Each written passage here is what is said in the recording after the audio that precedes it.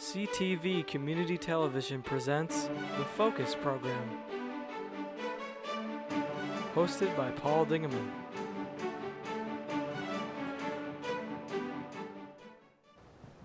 Welcome to another edition of the Focus Program. My name is Paul Dingeman. Nice to have you along.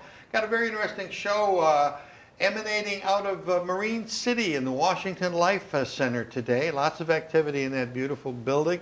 The Council on Aging has had the privilege of being in that building for a number of years. We'll find out how many in just a minute or two. But there's some projects coming up there and all the way up to Mackinac, the Mackinac Bridge that we're going to talk about in today's show. So we're glad that you're along. Welcoming back to John LaCroix. Nice to see you again, John, from Washington Life Museum. And Paul Schoen, nice to see you. And you brought along your better half. Yes. Susan Schoen, nice to see you. Welcome to the Focus Set. Thank you. Dear.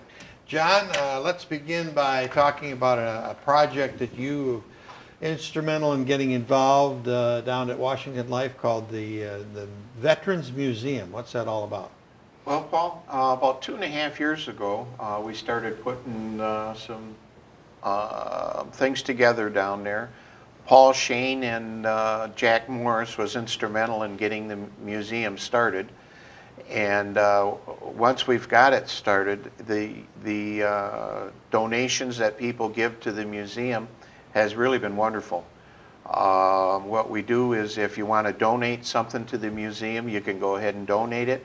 Or if you want it back at a later date, let's say if the museum is no longer there and you would like your artifacts back, you would fill out a paper and we would sign it that you could have the artifacts back. If not, we would keep them and they belong to the Washington Life Center. Also, what we've got there is an aerial display from a gentleman called Dave Anderson that puts the models together. And when Candace Miller had come down to the museum in June to check it out on her trip, what they found out was that her husband, she showed us that he flew the Voodoo, and we had a model of it that Dave Anderson had made.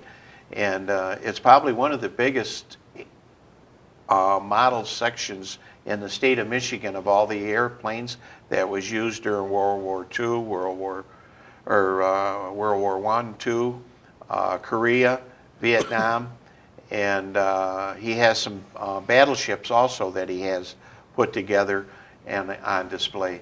But we have 2 rooms that we have displays in. One room we've got a lot of uniforms, and the uniforms of the different services, and we even are pretty lucky to have a merchant marine uniform from the Second World War, which is just great to have, along with the other uniforms. But as a group, we've been trying to have people come down and see what we have down there, and it's programs like this will help us get the word out. So you're involved also in the American Legion Post in St.Clair. Yes. But this is an exclusive thing to the Washington Life Center.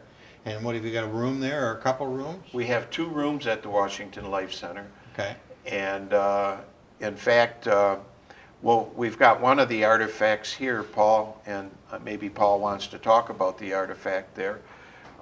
From the First World War. Okay. And I'll let Paul. Here, I'll bring it over so we get Shelby can get a good shot of it. Paul, welcome to the for the Focus Set. What have I got in front of me here? Looks That's like a piece of trench art made out of a 77 millimeter German howitzer shell. Okay. And that was made in the Argonne in 1917. And that's right on the shell. You'll see Yeah, our Shot in hand. the front. Yes. Okay. And Oh yeah, it's on the back here, Argonne. The Right along there it is, right. I'm not like Sonny Elliott, I can't there you go, you got it. do it backwards. Yeah, since combat is 5 minutes of horror and terror, the rest is boredom and frustration. Right. The soldiers would get a shell and pounded out to This where would be they're an at empty in shell trench art. or before it was fired? There's an empty shell. Empty shells, right. Yes. That'd be tough if it was Right, right. And, but, before. Now that projectile on top of it is a 77 millimeter German projectile. And that round matches that shell casing. Now you got to ask yourself, of all the hundreds of thousands of rounds fired into the Argonne by the Germans against the Americans, what's the probability of that projectile being fired from that shell? oh, right. You know, it's remarkable. Absolutely remarkable. And that projectile was brought back by Susan's grandfather. Wow. Wow. Yes. And if you see the hole in it, Oh, yes, up here. yes, there's a hole in the side and the bottom where the charge was taken out. Okay. So it's an inert projectile. If you look at the top, Up here where on the top. fuse was at, it was crushed and it was a dud. So that's why it's in one piece now. So you've got artifacts like this one Yes. at the museum in the two rooms. It's open to the public the last Thursday of each month from 9 till 3. The guys at the American Legion Post in St. Clair have supported your efforts, and a lot of other people too. Yes. With the Legion, it's kind of like I'm the liaison between the museum and the 382 Legion Post and for the museum. And what we did was we took up the World War I uniform from Oscar Emick from St. Clair, and over Veterans Day, they had a dinner up there, and we displayed Paul and I took it up there and displayed it, and the family from the Emick family had a chance to look at what artifacts are there. Marvelous. It was just I get goosebumps when you That's think wonderful. when you think of that. That's wonderful. And it's just all part of history, Yeah. you know, and really nice to be able to have those artifacts saved, because we're losing our World Yeah. War II guys. Yeah. Let alone the World War I. They're Long long gone, yeah. You also brought along some pictures, and Shelby's going to get a nice shot of these, and we're going to talk about them. These are some of the other people that are involved at the museum, Yes. and they're coming up on the screen there in just a sec. And there we go. Okay, which one you got here? The gentleman standing in the center is our president of our Veterans Club down there. Okay. And part of the group that labels in all the artifacts that we have, we've got a list in a booklet that shows you a number on the artifact. That number correlates with whatever the piece may be. If you see the uniforms In the back. in the background there, those are just a part of the uniforms that we have in the room there. And the rest of them are members of the Veterans Club that are that's down there. Okay. And this is a, That's Ray Patulski, okay. and he is passed now. And that's his uniform during the Korean War. It's an Ike jacket, and he was a staff sergeant, and he was in the veterinary corps. Oh He my inspected food, meat. Oh my God. This had quite a story here too, you told me. That's Jack Morris, and Jack Morris is a World War II veteran. Excuse me, Jack was one of the wind talkers. Oh, yeah. He had the That was Navajo the Indians. the Navajo Indians that were in the Pacific, and the Germans couldn't figure out the language. And part of Jack's responsibility with that Navajo Indian talker was that if he got captured, Jack had to kill the gentleman Oh my so God. that they wouldn't get the Get language. The language, the code. And Jack is instrumental in getting the club and the museum together along with Paul. Okay. And again, that's our president, That's Don Karpinski. Okay. and he's holding. Now the uniform he has there was a tech sergeant, Right? but his father was a pathfinder also and Oh came my into God. Normandy before Heard that term before. the landing. Okay, and this is the last picture we've got. That gentleman in the center in the T-shirt was in Desert Storm, I think? Yeah, he was staff sergeant in Desert Storm, and he took a bunch of pictures and gave us a presentation on it. Wow. So you've really got a pretty good commitment of cadre and of people who are involved with you already. Are you looking for other volunteers? Well, we're always looking for volunteers, and we're looking for artifacts to be either loaned or given to the museum. Some of them that they're given, the people that see this type of show or read it in the paper also have committed. They want to, there's a gentleman in Marine City that his father had commissioned the white Mackinac, the big white Mackinac ice cutter, Right. and he's got a chest full of artifacts. And he said his sister wanted the saber that he has, but he was also a sailor besides a merchant marine. And he said after hunting season's done after January, he'd get back with us and come down and see what he could give us. He'd like to donate things like that he has. Okay, so you've got a couple things coming up, and we want to get to the end of the table here and find out all about Susan's project. So you've got a fish fry coming up, famous fish fry, and it's going to be held in St. Clair at the American Legion Post 382. It's going to be February the 6th, which is just around the corner, from 4 to 7. And what are you doing with the money that's going to be made from that? Okay. You're sponsoring it. Yes, well, not me, well, I guess me, my wife and I at Sunset West Tanning in Marine City thought it would be a good idea to sponsor Susan for Habitat Humanity and help her raise some funds for Habitat Humanity so that she can do the swim. And each one of the contestants, and Susan will tell you, has to raise so much money by selling tickets.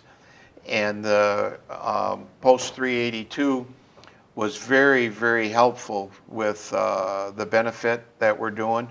The Sons of the Legion are going to help us cook. The auxiliary is going to help us with the cleanup and the serving.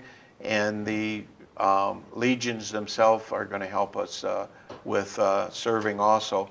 What a great group of people down there at the St. Clair Legion Post. Yeah, they do a wonderful job. Susan, Yes. finally we get to you.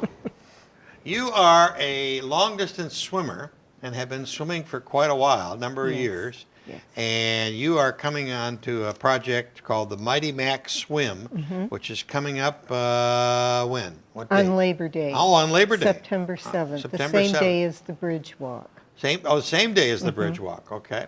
Talk to me about how it got started, what your involvement is. Okay. First of all, I work for the Council on Aging. Okay. And last May, we had an all-staff in-service. And Jim Dreyer, who is instrumental in What a guy. We've starting the interviewed him here. swim, he was our keynote speaker. And he mentioned that he was going to be doing this Mighty Mac Swim. It was going to become a yearly event. And that people could go online and submit their information to see if they could be selected for the swim. So I thought, well, that sounds really cool. Yeah, it sounds exciting. And then I forgot about it. And in August, the Times-Herald had a little article about it. And I thought, well, you know, maybe I should try that. And I mentioned it to my husband, Paul, and I said, well, you know, they'll never pick me because I'm too old. And he said, well, you don't know that. You never know. So I went online and I filled out all the information. And about 3 weeks later, I received an email telling me that I was one of, there were 260 some people that submitted their information and 84 were chosen. And I was rather overwhelmed to think Right. that at my age, I But was you're only chosen. 39, right? Right, yeah. Talk to me about the monies that Habitat raises. Will those monies stay in St. Clair County? Or No. do they go to the Michigan? They stay And get in the state of redistributed. Michigan. They do stay in the state? Yes, it's for the Habitat for Humanity Revitalization Tour. Okay. Those that watch this program will remember that Jim was here, Jim Dwyer. He was getting ready at the time to raise money for the Habitat for Humanity by swimming from Harson's Island to Detroit, hauling, I think it was a ton of bricks. Yes, a barge load. Well, a of- year ago, maybe It was 2 years ago? in 2013. 2013. Very interesting guy. And I happened to be at that same dinner you were at when he spoke, and what an inspirational kind of guy he is. Yes, I believe when he was 3, he almost drowned. His family had a cottage on Lake Michigan, and his sister saved his life, and he was terrified of the water. And when he was, I believe, 32, he decided that he was going to overcome this, and he took swimming lessons, and he just has done remarkable things. He's been, I believe he swam all of the Great Lakes. I'm He not has, completely sure about that. So, He was on Stan Lee's Superhuman show.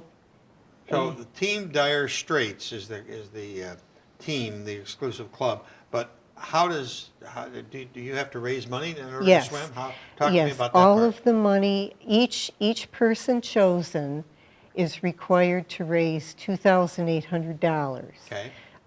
The first 700 needs to be turned in the end of February, another 700 by the end of April, another 700 by the end of June, and then the last 700 by the end of August. Okay. Some people have already met their goal, some people have already exceeded that goal. If we do not make those goals, we do not get to swim. Okay. There So are, it's an incentive to get the money in. yes, there are, I believe, 27 alternates that were chosen. So if one of us doesn't meet the goal and has to drop out, one of the alternates will step in. If I want to contribute, do I just go to MightyMacSwim.com and Yes. your name would be listed there? Yes, you can do it that way. You can, I'm selling raffle tickets. All 84 of us are selling raffle tickets. And there's some wonderful prizes. There's a 2-year lease on a Lincoln MKC, several getaway I can packages. see John driving that. There's several 4 and 5-star getaway packages. There's cash prizes How and, do I and get a other ticket? prizes. You can get a ticket from me. Okay, and how do I get a ticket from me? You can call me Okay. on the phone. And that number is It's 810-941-2477. 941 2477. 941 2477. Yes. And that's an 810 area code. So- Yes, And we have tickets at the Sunset West Tanning in Okay. Marine And City you too. probably have them at the Fish Fry. yes. Yes. Yeah. Okay. Well, how do you train for this in the winter? Well, I've been going to the pool in New Baltimore, the Anchor Bay pool. I've been trying to go 3 times a week. Sometimes it doesn't work. What's the distance of the swim? Well, it's at least 5 miles. It will depend on the currents that day and the wind, depend how windy it is. But it's approximately a 5-mile swim. It's 4 miles as the crow flies across, but with the currents, you can't possibly fight those currents. Right. It would be like trying to swim straight across the St. Clair St. Clair River. River, you can't do it. No. I've tried it many times. Yes. No. But I understand, yeah, that the current, even in the Straits, is, I don't know what the current is Well, up there, but it's the wind more than the current. Well, the currents are a little stronger there than they are in the St. Clair River. At the Mackinac? Yes, Underneath the yes, bridge? yes. Wow. Well, it's exciting, it's certainly an interesting thing, and people can get more information on the swim itself at MightyMacSwim.com. Yes. Or get a hold of John or you at 810-941-2477 to get one of those tickets to get that car away from John. So we didn't get that. John, let's go back to the Washington Life. The Council on Aging's been very good to you to get you some space there. And the museum is looking for artifacts and volunteers. Tell me again when it's open and how we can help. Okay. The museum is open the last Thursday of every month from 9 to 3. And we have a number that you can call if you want to make an appointment. Let's say you can't make it, Right. and you have a Boy Scout group or Girl Scout group. Oh, good. That if you call down to the Washington Life Center and set up a date, one of us volunteers will open it for you. Great. And that number we had on the screen there. It is 765-3523. 765-3523. Yes. And you can you'll have information on Susan's event too if they call that number. So. I'm not sure if they do. Oh, okay. Yes, at the they life- They can do. refer. You can take a message. They Yeah. do have They do? information. yeah. Okay, good. Yeah. And then we've got the other major item for you is the famous fish fry from the American Legion Post 382 on Clinton Avenue here in St. Clair. And when's the date on that and the time? The February 6th is the date, and time is 4 in the afternoon to 7 at night. It's $9 a dinner, All you can eat. all you can eat. Wow. And what do you got? We have Redskins, French fries, baked beans, roll, dessert. Yeah, they do a wonderful job there with their fish fries. In fact, we're starting ours a week before they start their Lent French fries or fish dinners.